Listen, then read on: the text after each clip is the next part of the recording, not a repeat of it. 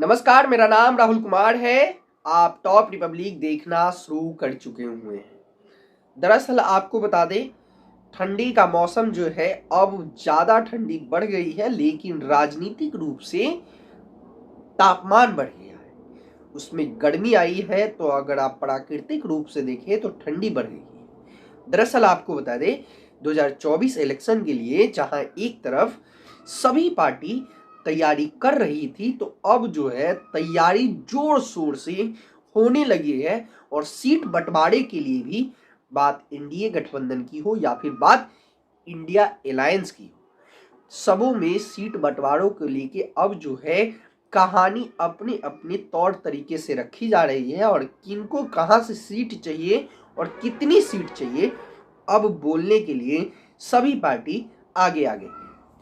वही बात अगर बिहार के खास करके करें, तो इंडिया अलायंस में जितने भी दल हैं, वो सबों ने अपनी अपनी उम्मीदवारी का दावा और सीट शेयरिंग को लेकर अपनी सीट की मजबूती की दावा आगे रखी है। तो वहीं इंडिया अलायंस की बात करें तो नीतीश कुमार जहां अब जदयू के राष्ट्रीय अध्यक्ष हो गए हैं, तो वहीं आरजेडी भी अपनी पूरी प्रखरता के साथ सीट शेयरिंग में अपना दावा रखने को तैयार हो गई।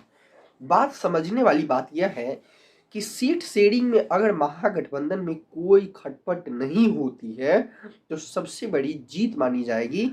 क्योंकि बीजेपी की निगाह बस इस बात पे टिकी हुई है कि सीट शेयरिंग में कहीं ना कहीं किसी न किसी दल को नुकसान पहुंचे और वो दल हमारे पाले में आए।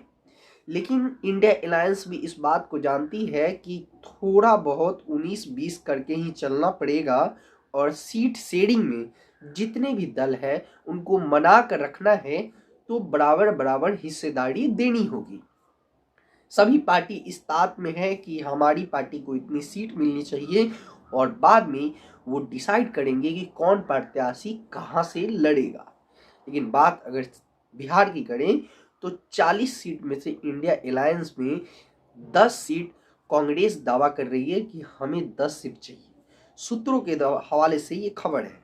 वहीं महागठबंधन में जो जदयू और आरजेडी है, उनका कहना है कि 15-15 सीट हमें चाहिए। तो देखने वाली बात होगी कि इन तीनों में अगर बिहार के अंदर जो है कम्युनिकेशन बैठती है, वहीं लेफ्ट जो है उनको सीट कितनी मिलती है, कौन कहाँ से लड़ता है, इन सबों पे बीजेपी की खास निगाहें बनी हुई हैं। बीजेपी भी जानती है कि बिहार में 40 सीट निकालना है, तो थोड़ी बहुत आपसी मतभेद इन पार्टियों में ही शुरू करवानी होगी। सभी पार्टी अपने अपने हिसाब से तैयारी में जुटी हुई है। लेकिन बात अगर बीजेपी की करें, तो बीजेपी ऐसी पार्टी है जो तैयारी बरसों पहले रखती है। सभी पार्टी चुनाव आने के बाद तैयारी करते हैं, लेकिन बीजेपी एक ऐसी पार्टी है जिनकी तैयारी बरसों पहले शुरू हो जाती है, और उस प्लान पे क्षेत्रीय लेवल पे या फिर ग्राउंड लेवल पे कह लें, तो वो तैयारी दिखती भी है।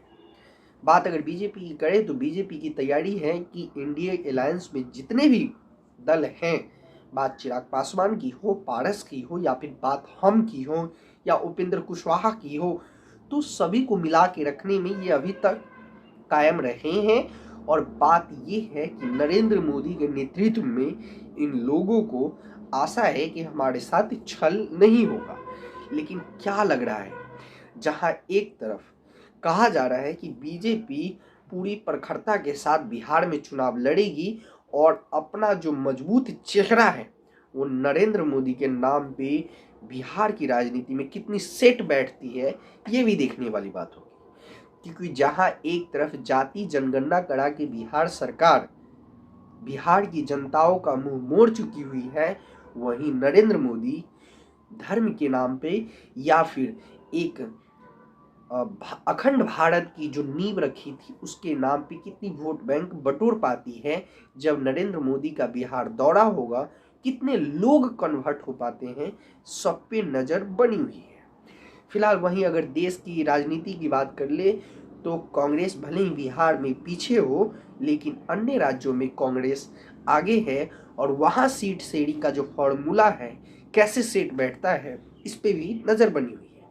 5 से 7 दिनों के अंदर में इन सबों विषयों पे पूरी क्लियरिटी दिख जाएगी, आपको पर्दा खुल जाएगा और समझ में आएगा कि इंडिया अलायंस में कौन कौन से दल हैं जो बने हुए हैं और सीट शेयरिंग से कितने सहमत हैं। वही बात अगर उत्तर प्रदेश की करें तो जहां मायावती कह चुकी हुई है कि मैं किसी के साथ गठबंधन कर सकती हूं और मेरा दरवाजा खुला हुआ है। इसका मतलब आप समझ सकते हैं कि बीजेपी के साथ मायावती अगर नहीं जाएगी तो इंडिया अलायंस में कभी भी वो एंट्री कर सकती है।